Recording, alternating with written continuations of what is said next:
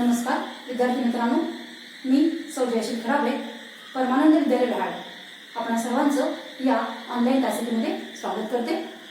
विद्यार्थी मित्रांनो, आज आपण वर्ग 9चा इतिहास या विषयातील प्रकरण 2 भारत 1960 नंतरच्या घडामोडी याविषयी विशेष माहिती जाणून घेऊया. विद्यार्थी मित्रांनो, आपण या प्रकरणातील 1960चे दशक आणि 1970चे दशक अभ्यासले, त्याविषयी सविस्तर माहिती जाणून घेतली. आता आपल्याला त्याच्या पुढचा भाग आज अभ्यासायचा आहे, त्याची संपूर्ण माहिती जाणून घ्यायची आहे.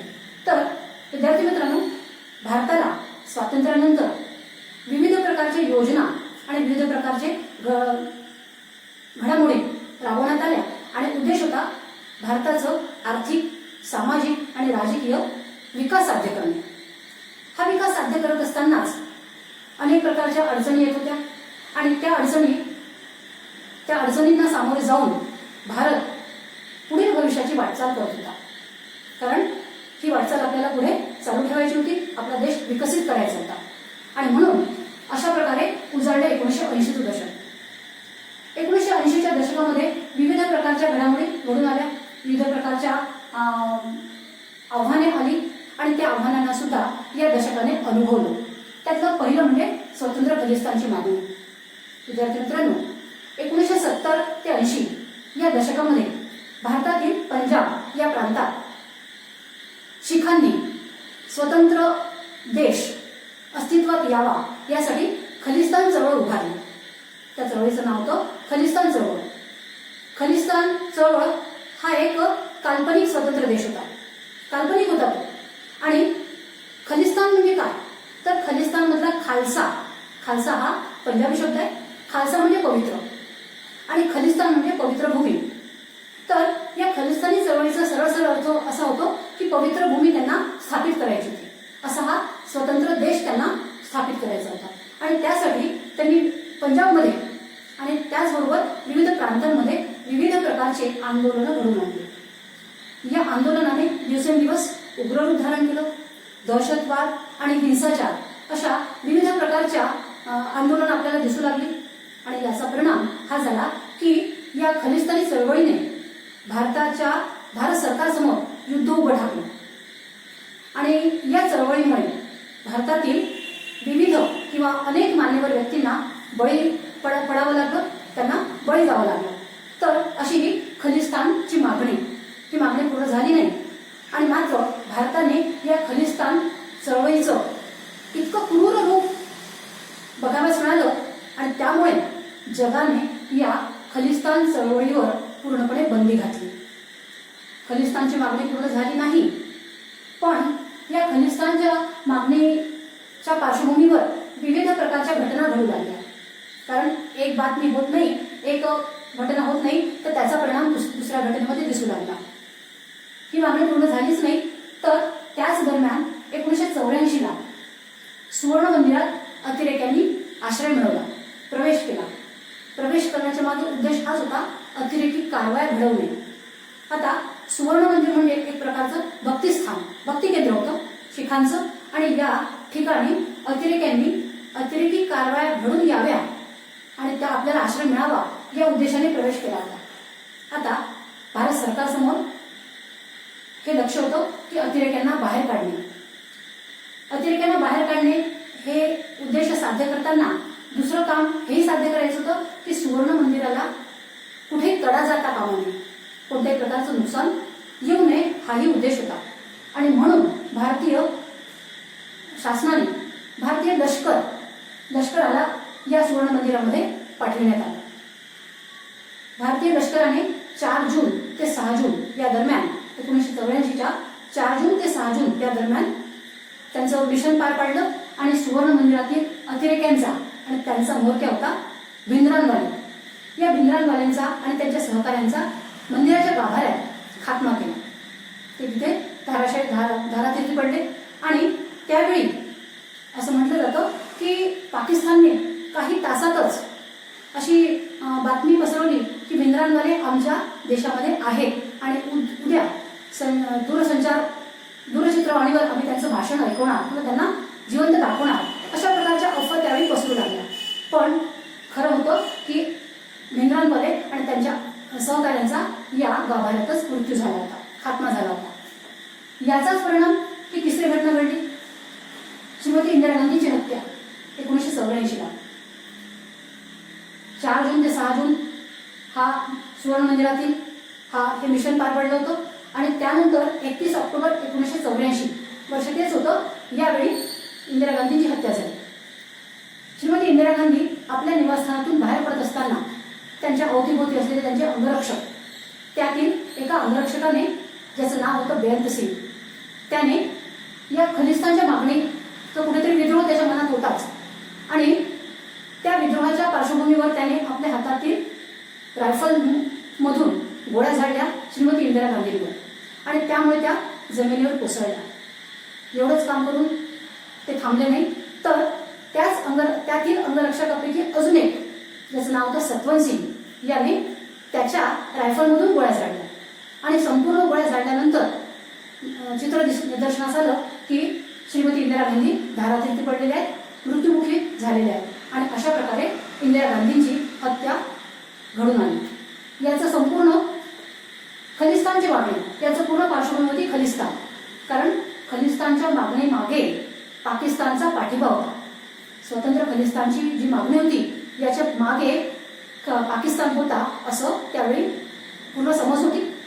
त्यानंतर इंदिरा गांधींची हत्या झाली, आणि नंतर याच काळात भारताच्या ईशान्य दिशेकडे असलेल्या जे राज्य होते, अरुणाचल प्रदेश पासून तर मिझोरामपर्यंत, या राज्यातील संघटना, ज्या संघटनेचं नाव होतं उल्फा संघटना, या उल्फा संघटनेने आंदोलन उभारलं. त्यांचाही उद्देश होता आपलं स्वतंत्र राज्य, आम्हाला स्वतंत्र अस्तित्व मिळावं, हा त्यांचा उद्देश होता. आणि त्यासाठी त्यांनी ही संघटना उभारली होती. ही उल्फा संघटना दुसरं काहीच नसून दहशतवादी संघटना आहे. आणि मात्र यांच्या या प्रयत्नाला यश आलं नाही. त्यानंतर 1984ला इंदिरा गांधींची हत्या झाल्यानंतर राजीव गांधी भारताचे पंतप्रधान झाले. त्यांचे पुत्र राजीव गांधी यांना भारताचे पंतप्रधान म्हणून घोषित करण्यात आले. राजीव गांधी म्हणजे माहिती क्रांतीचे पंतप्रधान म्हणून त्यांना ओळखलं जातं, कारण देशातील संगणकीकृत आणि दूरसंचार क्रांतीचं जे श्रेय दिलं जातं ते राजीव गांधींना. राजीव गांधींनी देशाचं पंतप्रधान झाल्याबरोबरच श्रीलंकेतील तामिळी अल्पसंख्याकांची जी समस्या होती, ती समस्या त्या श्रीलंकेतील राष्ट्राध्यक्षांबरोबर, त्यावेळी राष्ट्राध्यक्ष होते जयवर्धने, त्यांच्याबरोबर सोडवण्याचा प्रयत्न केला. उद्देश एवढाच होता की तामिळी समुदायाला देशांतर्गत स्वायत्तता मिळावी, तामिळ समुदायाला देशांतर्गत स्वायत्तता मिळावी हा उद्देश होता. परंतु त्यांच्या या प्रयत्नाला यश आले नाही. त्यानंतर राजीव गांधींवर त्या दरम्यान आरोप किंवा टीका करण्यात आली की संरक्षण सामुग्री, देशाला जी संरक्षणासाठी जी काही सामुग्री लागते, ती सामुग्री आणि सोबतच बोफर्स कंपनीकडून खरेदी केलेल्या लांब पल्ल्याच्या तोफा या खरेदी दरम्यान भ्रष्टाचार झालेला आहे असा आरोप राजीव गांधींवर ठेवण्यात आला. त्यानंतर सार्वत्रिक निवडणुका होत्या, आणि या सार्वत्रिक निवडणुकांमध्ये संपूर्ण देशभर एकच चर्चेचा विषय होता, राजकीय भ्रष्टाचार. आणि हा भ्रष्टाचाराचा विषय कुठेतरी अंगलट आला, आणि त्यामुळे काँग्रेस पक्षाला या निवडणुकामध्ये बहुमत मिळालं नाही. आणि त्याचाच परिणाम अनेक विरोधी पक्ष एकत्र आले आणि त्यांनी जनता दलाच्या व्ही.पी. सिंग यांना पंतप्रधान म्हणून घोषित केलं. व्ही.पी. सिंग हे देशाचे पंतप्रधान झाले. व्ही.पी. सिंग यांनी यांच्या कारकिर्दीत इतर मागासवर्गीयांचं आरक्षण धोरण, विश्वनाथ प्रताप सिंग जेव्हा देशाचे पंतप्रधान होते तेव्हा त्यांनी इतर मागासवर्गीयांचं आरक्षण धोरण हे खूप मोठं कार्य त्यावेळी केलं. याचं संपूर्ण श्रेय व्ही.पी. सिंगना देण्यात येतं. पण मात्र व्ही.पी. सिंग यांचा काळ जास्त वर्ष टिकू शकला नाही, आणि त्यांना त्यांच्या पक्षातील अंतर्गत वादामुळे पायउतार व्हावं लागलं. आणि नंतर देशाचे पंतप्रधान झाले चंद्रशेखर 1990ला. दुर्दैवाने चंद्रशेखर यांचंही सरकार जास्त काळ टिकू शकलं नाही, त्यांनाही अल्पकाळातच पायउतार व्हावं लागलं. आणि याच दरम्यान भारताच्या सार्वत्रिक निवडणुकीच्या दरम्यान राजीव गांधी निवडणुकीचा प्रचार करण्यासाठी जेव्हा तामिळनाडूतील श्री पेरुंबुदूर या ठिकाणी गेले होते आणि त्यावेळी मानवी बॉम्बच्या रूपात लिट्टी या अतिरेकी संघटनेने त्यांची हत्या घडवून आणली आणि अशा प्रकारे राजीव गांधी त्या निवडणुकीच्या प्रचारादरम्यान मृत्यू पावले आणि त्यानंतर देशात त्यांच्यावर बोफोर्स या खरेदीमध्ये, बोफोर्स म्हणजे त्या लांब पल्ल्याच्या तोफांच्या खरेदी संदर्भात त्यांच्यावर जो आरोप ठेवण्यात आला होता, या आरोपातून न्यायालयाने 2004ला त्यांना निर्दोष सिद्ध केलं. अशा प्रकारे 1980चं दशक.